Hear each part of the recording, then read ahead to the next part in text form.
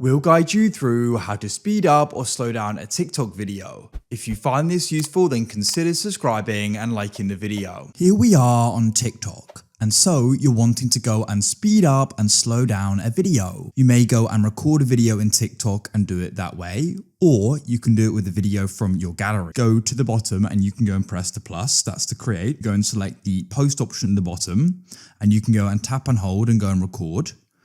Or you can go and open your gallery by pressing it in the bottom left. Select the video and press next in the bottom right. Then what you can do is you can go and swipe up so we're on the editor like this. Just go and click on the sounds and delete it. I don't want it.